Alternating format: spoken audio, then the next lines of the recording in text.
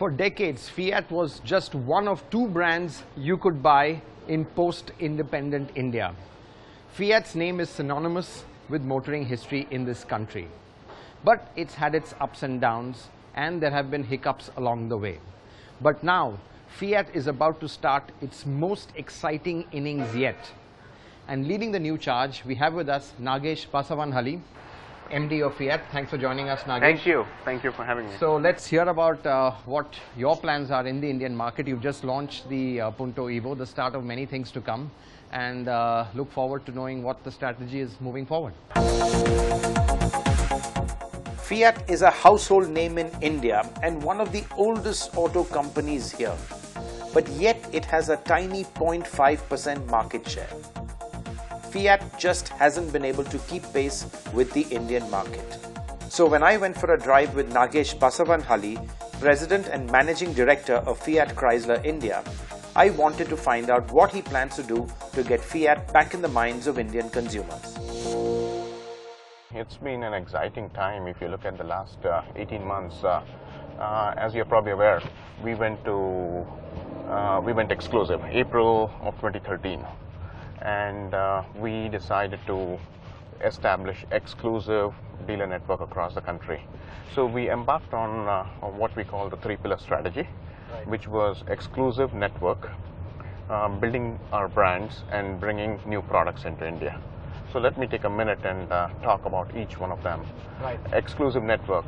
Why did we do the exclusive network? Because I think our customers were asking us that they wanted to get closer. We needed to get closer to the customers. Our customers were demanding better service, whether it was sales experience or better service experience. I think so that was critical for us to give them both. Yeah.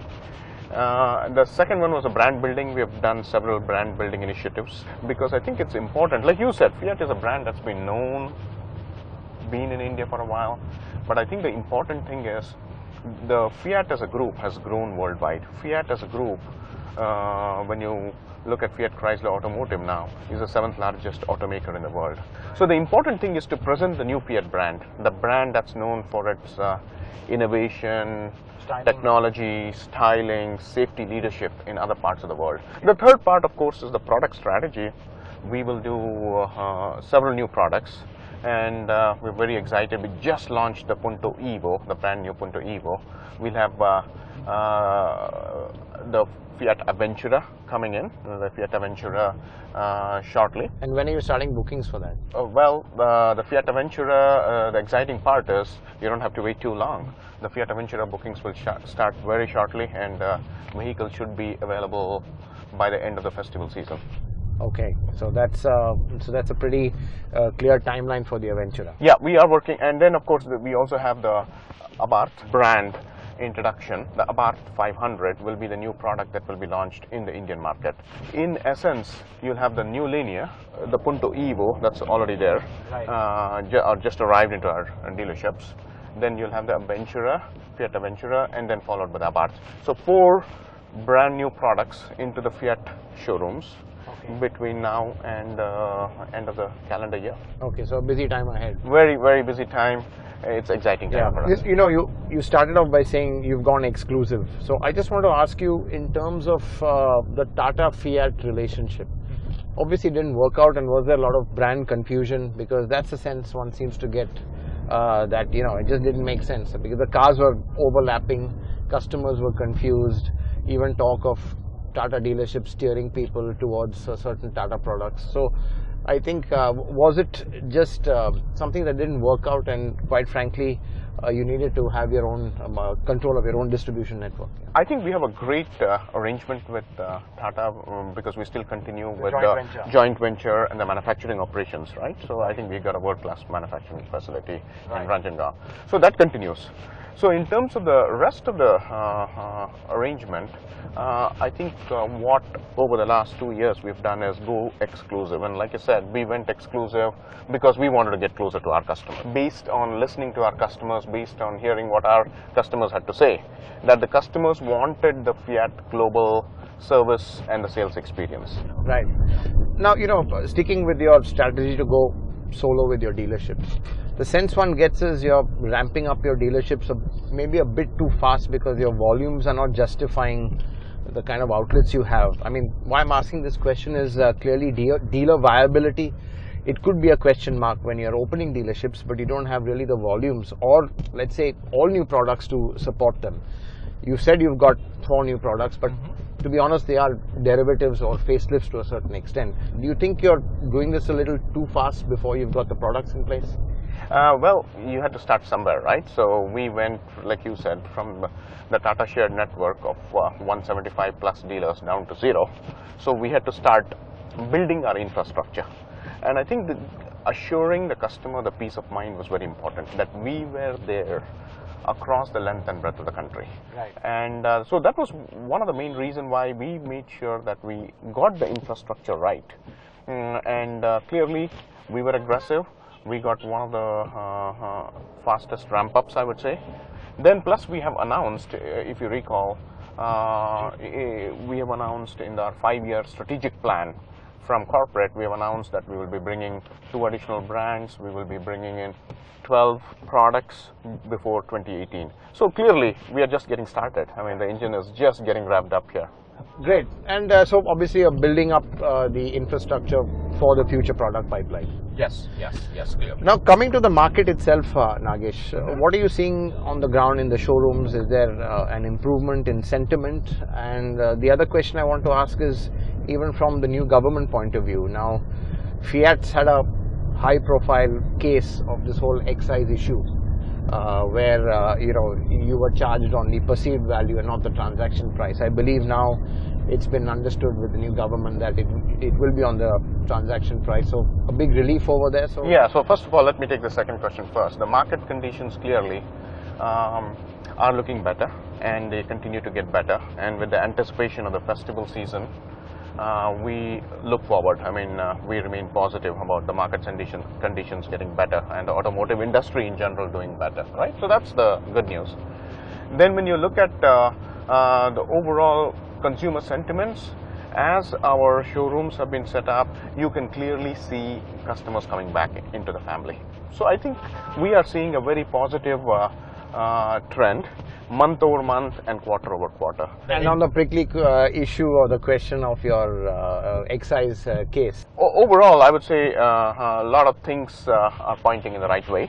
And like I said, with the coming of a stable government and with a lot of the with the foreign exchange stabilizing a little bit over the last couple of months, and with the sentiments improving, we see good times ahead. Fiat seems to be optimistic about the road ahead, and it has some big plans up its sleeve. More on Fiat's next big bet when we return.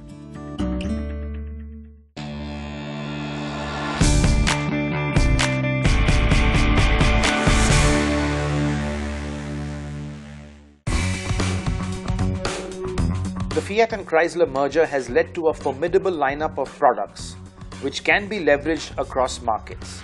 And in a bid to get ahead in the Indian market, Fiat has plans to bring Chrysler's iconic Jeep brand to India. But it seems to have hit a bump here. So what's the reason for the delay? Well, Jeep is such an iconic brand, and I think you'll agree with me, it's sold in over 100 countries. And for us, India is a very strategic market, and Jeep, as we have announced already, will come to India. The question was, for an iconic brand like Jeep, looking at the market conditions, we said we need to introduce it when the market conditions are right, when the brand can grow. So we clearly are committed on bringing that. We just felt, to your point, that Auto Expo this year was not the right time. So that's the reason. We want to do that when it's right for the brand and it's right for the consumer. So what are the conditions that will make it right? Is it a higher level of localization that you're working on? Is it more stability in the exchange rates? what really determines the timing for the launch of Jeep in India? We are obviously watching the market conditions and the consumer sentiments. As you know, the Jeep is a premium SUV and it will compete in a totally different segment for us. So we clearly are watching that segment. We are clearly watching the market and the consumer sentiments. And I think stay tuned. In the very near future, we'll probably be able to talk to you more about that. But specifically, I mean, we had, in fact, we'd done a story. You've got the Wrangler and the Grand Cherokee. These are the two models you have kind of openly talked about, and even we've done a test drive on it as well. So clearly these models are coming, but these seem to be at the premium end where the volumes are very small. So what is the strategy? Is it obviously a top-down strategy where you'll seed the brand slowly first and at the premium end, and then there will be more models with Jeep? And that's correct. I think what has been shared in the past as well has been that we will start with the CBU strategy, Right. Get the product into the market, and then over time obviously increase our localization, right? And obviously get the product out and different. So to be honest with you, we're working through some of those details right now, and in the near future we'll probably be able to talk more about it. Yeah. You know, you spoke about Jeep being an iconic brand, and clearly in India it's got a lot of history. But how are you going to build a brand in India where there has been an association with Mahindra for decades? And clearly, I mean, you know, Jeep came to India, one of the first brands to come to India was with Mahindra. So obviously that association is there, but the association is of perhaps crude products which they were then. So there's a bit of a negative, or do you think it's also given you a head start, or do you think it's not an issue really? To be honest with you, I don't think it's not such an issue. The reason being, when we do bring the Jeep, clearly the Jeep brand is sold in other countries. It's such an iconic brand that we believe the brand and the customer connect, and then some of the BTL activities that we will be doing along with that, I think will establish the brand in the right light. You mentioned you'd be doing certain BTL activities. So do you think that's really how you are going to build the brand, by really connecting with the customer, talking about its off-road heritage and things like that? To be honest with you, it's a little premature to get into the details right now, only because it's we are still at the drawing board on that, to be honest with you. But as we get closer, we will definitely talk about some of that, and we are working through some of that. Right now, it's a little, I think it's a little too early to talk about. Okay, so then let's stick to Fiat right now, which is the brand you are trying to resurrect and build up. And clearly, you know, you've got products, these new 4 products that you've talked about. But in terms of brand, I mean, how do you kind of build a brand that, to be honest, has taken a beating for the last many years? There's still not that much trust from customers in the brand. The beauty of a brand like Fiat, like you said, has a lot of lineage in India, right? People know, people are aware of the brand. And going across the length and breadth of the country, one thing that we are noticing is that people do want this brand to do well. I mean, I'm talking to the people across the length and breadth of the country. So one of the things that we are doing obviously is to make sure that our service experience is great. We are making sure that our service technicians are trained. We're making sure that our spare parts are available. We're making sure that the Amico program. So some of the pain points from the past, I think we're working on, right? We're also making sure that some of the product things that probably people asked are fixed in the new products. So for example, it could be ground clearance issues. It could be climatic conditions issues. It could be things that people told us that they wanted to see getting better. I think we worked on it. If you look at it, I think our products right now boast of some of the best ground clearance. Right. So ground clearance was an issue earlier. Yeah. So we worked on the Linea had a problem with the air conditioning. So if you now look at it, right, the Punto Evo it has the best in-class ground clearance in that segment. So I think it was important for us to learn from the lessons from the past, work on the product. If you look at the styling, I think we've made the Punto Evo one of the best looking hatches out there from a styling perspective. It's very safe. It's very, very functional when you look, and it's inside and outside is changed. So I think it was important that we, in order to build Fiat back, that we listen to the lessons from the past, we get the product that the Indian consumer would want to drive in, and more importantly, give them the sales and the service experience that he deserves. And I think that's what we are focusing on. And the third aspect, and I briefly touched upon it earlier, was to showcase the new Fiat brand globally that's known for its innovation technology. As you know, whether it's powertrains, advanced features, a lot of that stuff came on some of our cars. When you look at some of the C segment and the B segment features that have been introduced in the past. That leads me to the brand. I mean, the sense one gets is, it's a brand that evokes a lot of passion. It's good and bad, but it's a brand that people have a lot of opinion about, they're very passionate about. Is this the kind of feedback you're getting? Because, obviously because of the legacy it's had, and there have been some good products in the past. Is this something you want to try and capitalize on? Absolutely. The brand has been in the country for a while, a long time, and we are proud of our lineage. At the same time, we believe we are reinventing ourselves, whether it is in terms of the brand experience or the sales experience or the service experience. So I encourage people, whenever or wherever I go meet people across the length and breadth of the country, please come see the Fiat experience of today. Please come to our showroom and our service centers today. Please tell us if we're not getting better. Please talk to us. So that is what I am talking about. It's not a perception, it's not the past, it is the present. So, and we remain committed to giving that experience. Fiat needs to streamline its operations and be more proactive in the market. So what is Fiat doing to get its house in order? More on that when we return.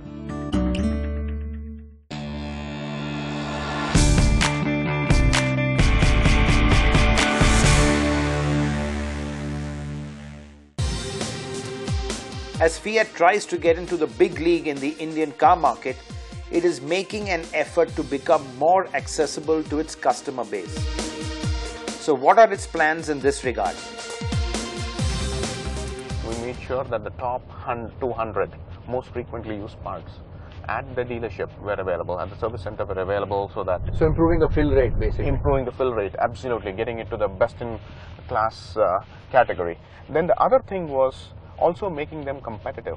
In fact, your own magazine Autocar did a survey recently, and I believe we were the top 2 most competitive in our segment, in the spare parts price survey. Yeah, so we are grateful. And so, but these didn't come about accidentally. These came about because of concrete actions. Right. And I just want to, you talked specifically on your powertrain technology. Obviously a 1.3 multi-jet, it's the staple diesel engine now in India, powering Marutis, powering Fiats, powering Tata cars as well. But the sense one gets is it's not as competitive as it was in the face of a new range of bigger 1.5 engines coming out. Now this engine has been around for a long time, and clearly in terms of powertrain, I would imagine that this isn't going to be your only engine, and you would be looking at, let's say, bigger diesels, because you've got Jeep as well to power. Clearly, when you look at our product portfolio, right, the advantage with a group like ours is clearly there are a lot of platforms, a lot of technology options, and so we clearly from time to time we look at the current conditions, we look at the market conditions, and we look at potential options for the future. So while I may not be able to announce any new plans today, clearly that is one of the things that we are constantly looking at, whether it is powertrain or the product, what makes more sense for the Indian market, right? However, I'll go back to your comment. We certainly believe that our powertrains are competitive in both the B and the C segment, and clearly we will keep evaluating, and we will look at things that we need to do for the future, yes, as and when the need arises, yes. Right. And you've got a joint venture now with Tata Motors for the powertrain, which you said is going pretty well.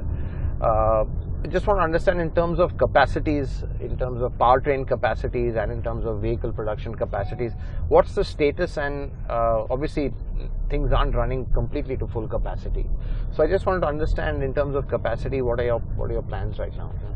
So clearly, as you said, it is a joint venture, and we have both the partners, and needs that need to be fulfilled for both the partners. So, and that will continue. Then in addition to that, on the powertrain side, as there are other customers who do take this powertrain. Right. So we will continue to do that, and as and when there is a demand and as and when there is a requirement, so that will continue. And so I think that's moving along. That's moving. Right. And in terms of vehicle production, obviously there's huge capacity still there in Ranjangaon for you to produce maybe even Jeep products. I mean, clearly we have the capacity, and thanks to our partnership there, and we have the capacity, and that's what will support us over the next 5 years as we go forward. And looking at green practices in your workplace, any eco-friendly measures in the plant right now that you're considering? Yeah, actually that is an important area for us when you look at it as a company in terms of green initiative. So just our plant, for example, looks at from specific KRAs in terms of water reduction, no effluents. And Nagesh, I just want to ask you one last question. In terms of India in Fiat's universe, sense one got is that over the years it really wasn't a focus area for Fiat. I mean, there was investment, but there didn't seem to be anyone galvanizing the whole organization. Would it be fair to say that there was a lack of focus initially, but things have changed right now? And how important is India? India is clearly a very strategic market for us. When you look at the Fiat Chrysler as a group, right, India is a very important strategic market for us. And when you look at, we now belong to the Asia Pacific region of the company. And so clearly, I think this is high on our priority list. Some of the actions we have taken in the last 18 months, when you look at the speed with which we have gone about, whether it was executing on the dealer network or bringing in new products this calendar year, and continue to do that over the next 5 years, I think you will see a renewed thrust. Let there be no doubt, Fiat Chrysler is very committed to India. So Nagesh, you've reiterated enough times that India is a very strategic market, but having said that, your market share is still very small, and given the fact that Fiat's had such a long history, it really hasn't really taken off. I think where I would take that is we've just gone through the reconstruction phase or building the back end, like I said. And I think when you look at the initial response to the Punto Evo, which is only days into the market, and we're seeing our inquiry and our footfalls into the dealership, which are really increasing. I'm very, very excited with the response we are seeing so far to a beautiful car. Then we have the Fiat Aventura. When are the bookings starting? The bookings. So look forward to first week of September. You can say that somewhere in early September, I would say. So, and then we'll have the Abarth too. So when you look at but these are niche products. Honestly, I mean, there are small numbers. So, but when you look at the B plus segment and the C plus segment, right? This is just the start. And then this is just a start. And then this segment, if you look at it, right, it really occupies 70% of the market, and we believe our products are going to make their mark. So we believe we have all the ingredients in place, backed by hopefully by stronger market in the second half of this fiscal year. We are looking forward. We're very excited. I don't want to put a market share number out there, but all I can say is let's have the same conversation maybe in a couple of months, and we will probably be talking a lot about where we are at that point of time. Nagesh, I hope the market shares your confidence as well, and wish you all the best. Thank you very much. Thank you. Thank you.